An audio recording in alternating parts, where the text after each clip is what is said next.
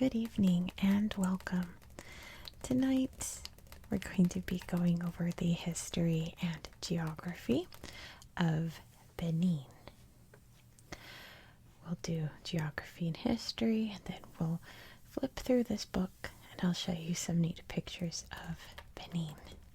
I also have Topple the elephant here. It's been a while since we've heard from Topple.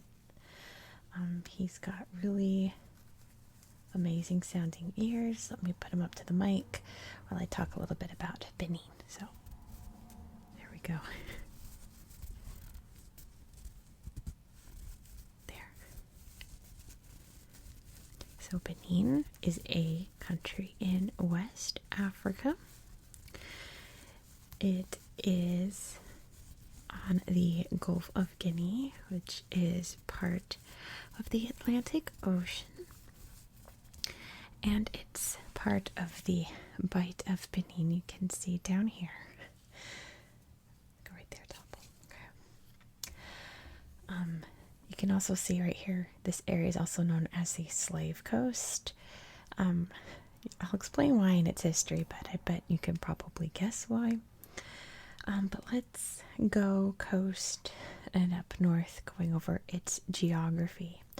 So a vast majority of the population lives in this area along its coast. The capital city of Porto Novo is here along the coast. There's also the city of Cotonou, which is its more administrative capital. You can see both cities both have stars here because this one is the constitutional capital and this one is the administrative capital. You can see it also has the airport there. There's also the city of Ouidah, I believe it's pronounced, right here on the coast. I guess I'll talk about it now. So this is apparently the home of voodoo. It's officially known as Voodoo, and the religion started in this area. And from this part of Africa with the transatlantic slave trade, the slaves that were taken from this area were sent to the United States, mainly in the South, obviously, but they brought that voodoo culture with them, which is how we have the voodoo religion in Louisiana and in some of those Caribbean islands. So it moved from this region in Benin. I forgot this lake right here. So this whole coastal region is very marshy, very wet and lakey. Lots of how did I just blank on the word? Mangroves, right? The mangrove trees growing in the salty water. So this big lake right here, right by Cotonou, is Lake Nokowe. And there's some really cool pictures in here. There's basically, this is kind of part of its history too, but when people were being, I don't want to spoil the history. I'll talk about it in history. Anyway, it's a cool little fact. As we move up into this region, this is more of a plateau area. Still lots of farming and what have you. There's lots of rivers, like here's the Oyo River. That's a really big one. Flows out into the ocean here. And as we go further north, it gets a lot drier and hotter because we are approaching the Sahel up here, which borders the Sahara Desert. So we get a very desert-like climate in this area. Lots of thorny scrub, big baobab trees, things like that. But over in this region, we have the Atacora Mountains, which is the highest part of Benin. The highest point is right here. This is Mount Sokbaro, and it's right on the border of Togo. So Benin, you can see, borders Togo. A lot of these countries have river borders.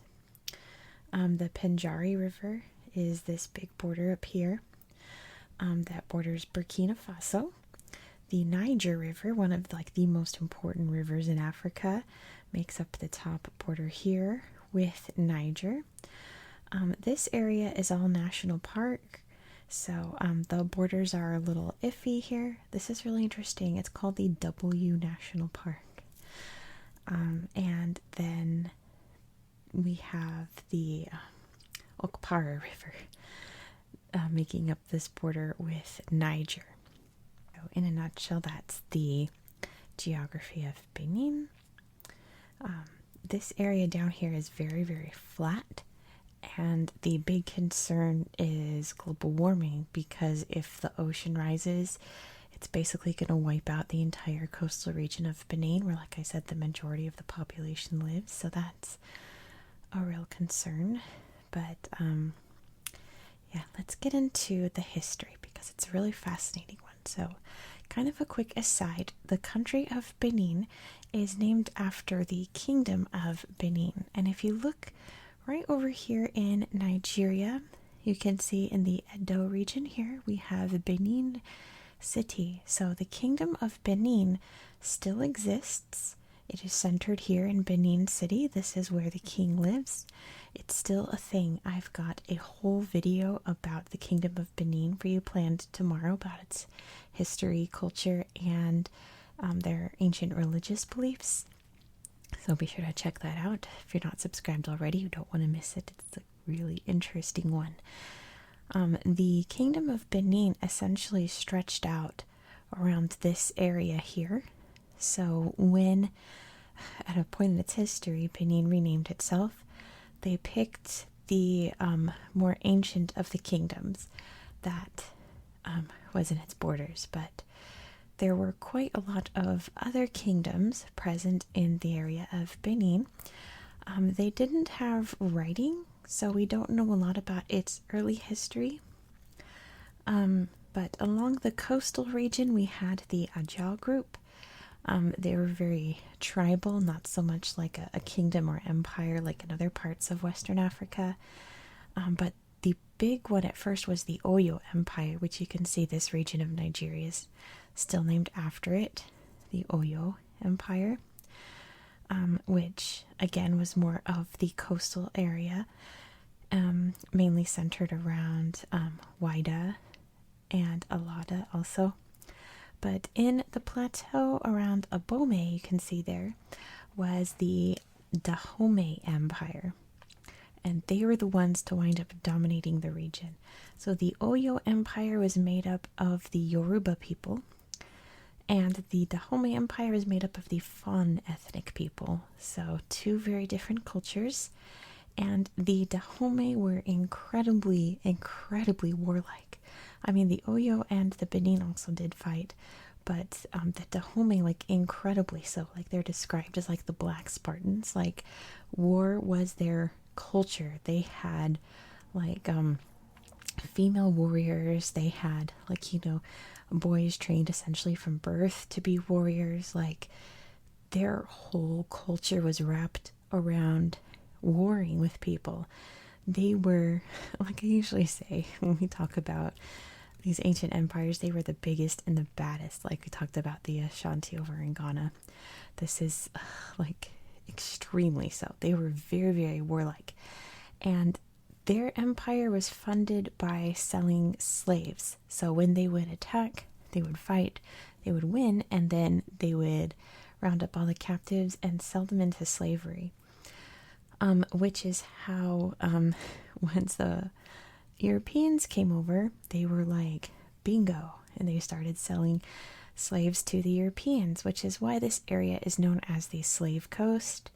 It was basically you could get a bunch of slaves for just basic trading things. I mean, they just wanted like weapons and guns, so you know, gunpowder, all those things. So all the Europeans had to do was just trade that, and then they could get pretty much as many slaves as they wanted.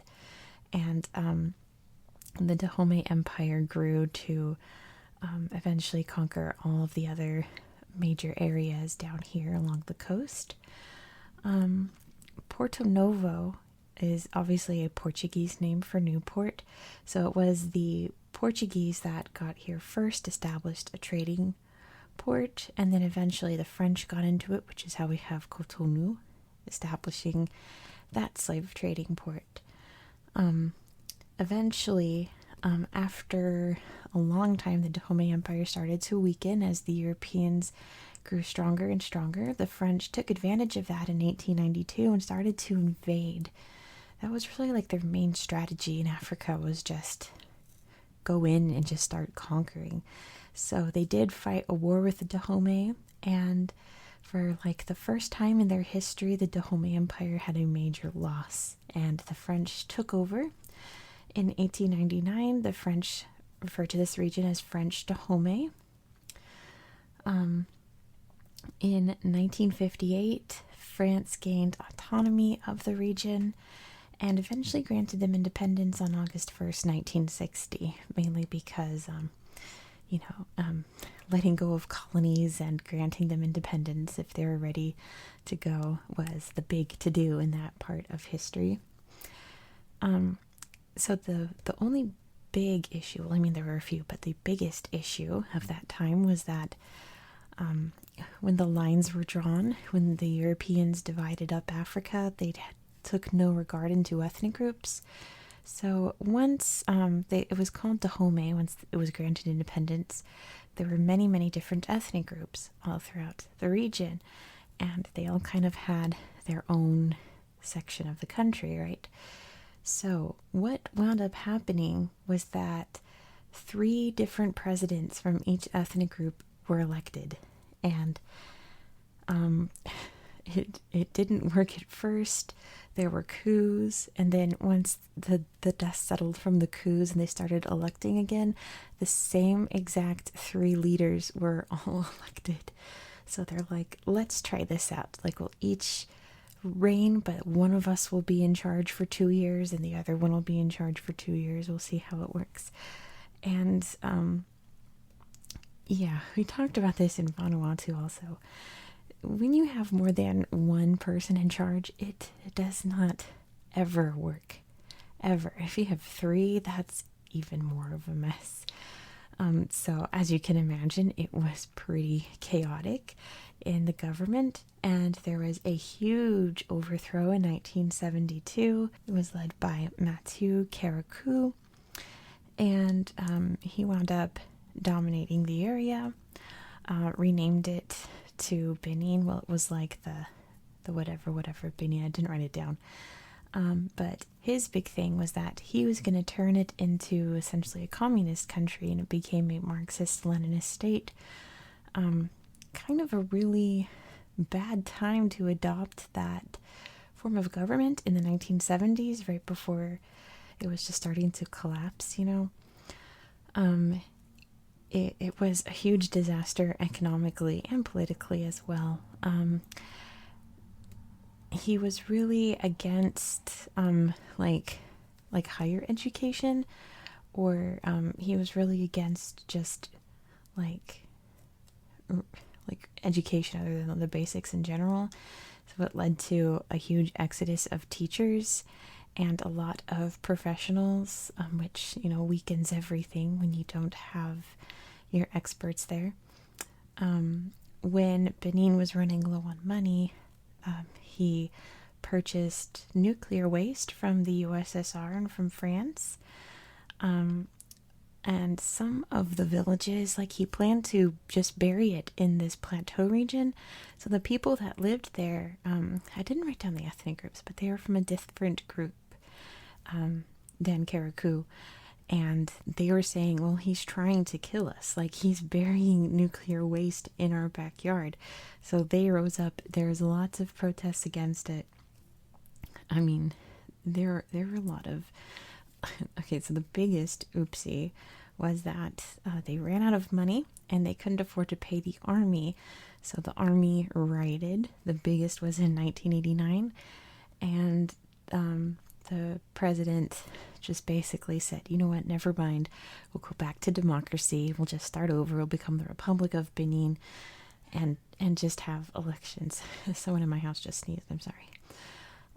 So on March 1st, 1990, they started a new constitution that did away with the whole Marxism thing. And Benin became very politically stable. It was pretty famous for its stability. It wasn't really upended until 2019 when the winner of that election was Patrice Tallon. That's when he was first elected, which is something because he was accused of poisoning the previous president. So a very charismatic person apparently, but people were worried that the election wasn't free or fair. There were lots of huge protests. I think they only had like a 27% turnout in the election. The government had banned a lot of political parties from participating in the election, so that wasn't really fair. He wound up being re-elected in April 2021 as well. And essentially that's where we are in the history of Benin. It's a kind of like, even in this book, I was trying to dive deeper into historical facts about Benin, and it was pretty dry. Basically, besides the whole the communist era, it's been just smooth sailing politically, other than like recent history. So there wasn't really a lot about what was going on right before independence and during most of their independent time, because it was just pretty stable. So why don't I show you some cool pictures in this book? You know what's neat about this is that this is a brand new edition. This is the 2021 edition. So check this out. Look, there's elephants, Those are your people. Some very cute kids. So like, this is a picture of COVID tests arriving. It talks about the pandemic and what happened in Benin. Apparently, as of November 2020, they only had 2,844 cases and only 43 deaths, which is pretty remarkable, honestly. So it sounds like they did a pretty good job locking things down and taking care of everyone. So here's part of the Plateau Region. You can see how, I want to talk about how flat it is. Obviously, this has been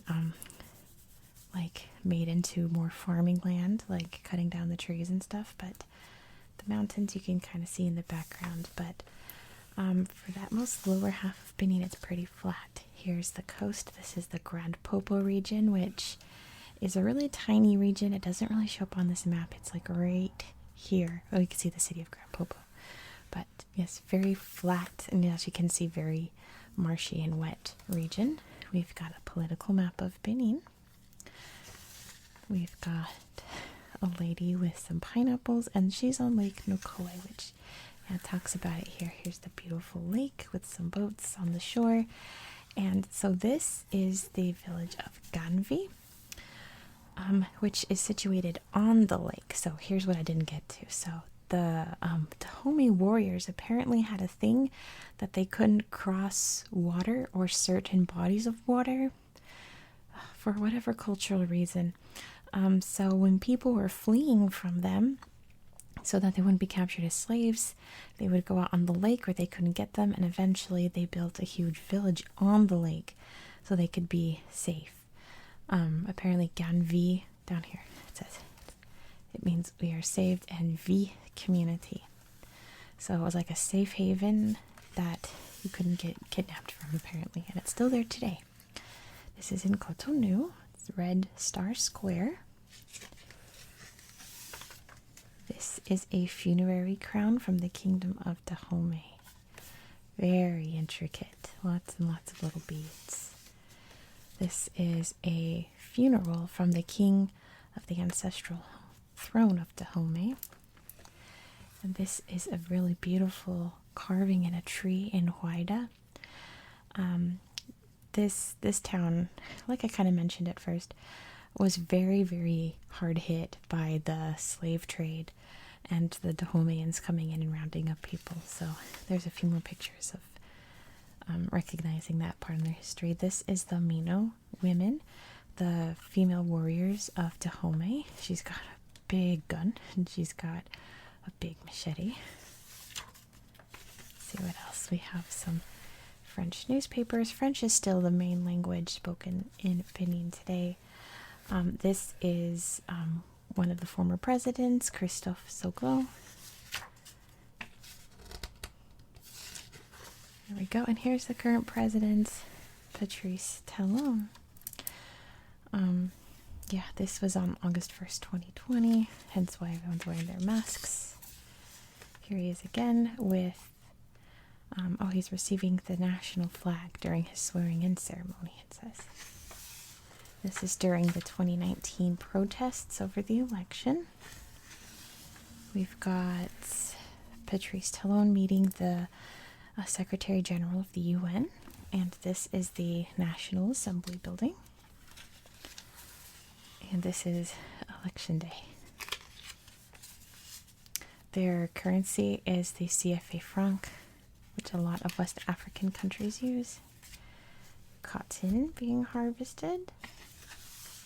And this is Cotonou, the big shipping port. Benin doesn't have a natural harbor, so they just kind of do what they can. This is President Tallon addressing the West African Stock Exchange. And here's a lady talking to a tourist, apparently. It's one of those cultures where they have learned to carry like so many things on their heads. There's more pictures in here that working on the fields out there. Looks like maybe rice or something. A blue-headed African jacana in a mangrove forest. A beautiful waterfall. This is near the Pinjari National Park. We've got some water buck antelopes, very cute, and a big old chompy crocodile in the mangrove trees there, and a hippo, and some beautiful elephants as well. It's a very lovely Beninese person. Yoruba drummers at a festival, and some traditional homes. This is in northern Benin. Looks like their roof, it's like they're still making it, or it got knocked over somehow. Ooh, give me the book. Some more traditional style homes. Oh, sweet. These people live on Canvey on the lake. Look at this lovely hat. That's so neat. Looks like it's made out of like plastic and some woven mats. That's interesting. Village life in Canvey out on the lake. And let's see, it's talking about life expectancy. So there's some very young people with some older people. They are getting water from the well over here, little village well. And see, this must be so heavy. Look at all of these yams. That must be so heavy, but that's part of their culture. They can balance really well on their heads. I think that's cool. These guys are heading off to school in their uniforms. Let's see what else. Oh, so this is part of the Vodun culture. This is a really interesting temple. It's a python temple, Temple of the Pythons in Huayda. So yeah, they're snake handlers. Really, really, really interesting. Here's a really lovely church. This is in Cotonou. And a really cool looking mosque in Porto Novo. That's really awesome. Benin's another one of those countries where like half, like the more southern half is more Christian, the northern half is more Islamic. This is at a Vodun festival. Let's see what else. He's reading a book. Looks like about the election or something. Reading some newspapers. Welcome to Cotonou. Bienvenue à Cotonou. French and English. And a sign in white. Cité historique de Huida. What's up at the top here? Oh, I can't really read it. It's too tiny, but lots of little drawings of probably the famous sites in Huida. This is a cool statue. It's in Cotonou. I like it. It looks like a sword, but it's two people standing together. It's very symbolic, isn't it? Musicians at a at an Easter party, it says playing some drums. Here's Angelique Kidjo, very famous singer from Benin. Some cloth on a loom there. These are some Verdun statues. Very, very interesting. Very cool. I'm sure there's some really important spiritual significance associated with those. This lady's making a sleeping mat. And this is another memorial in Wida. This is the door of no return. This is out on the beach. You can see the ocean there. And it's a really beautiful archway. You can see people being led off into the distance. Really beautiful memorial. He's playing some soccer. More soccer. The best kind of games when you've just got your friends and a ball and that's all you need, right? You don't need fancy shoes or a net or anything. You just need good friends and a ball. This is at a market in Cotonou. Festivals. So these are some acrobats, it says. Balancing on this barrel here. So colorful too. The masks are always so neat. This is a fishing festival down here. At a jazz festival. Playing some good music. And look at these costumes. These are Egungun dancers. That's so incredible. It says they're waiting. They're preparing for a performance down here. They look incredible. This is so neat too, these masks. These are Gelede dancers.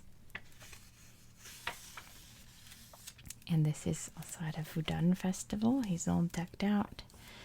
And yeah, he's a dancer, it says. She's got some food, maybe food for sale. Is that what it says? I think so. Pounding some cassava, probably to make some fufu. Let's see, this is akara. Kind of looks like nuts or maybe some kind of meat. I'm not sure. Look at all these yams. My God, those are some big ones in there too. A big staple food in the culture. And she's selling some cassava flour. She's enjoying a good meal at it. Again, but that's the end of our book. That means that's the end of our video. So thank you so much for watching. I hope you found this video relaxing and educational, and I hope that you have a very good night. Good night. Good night.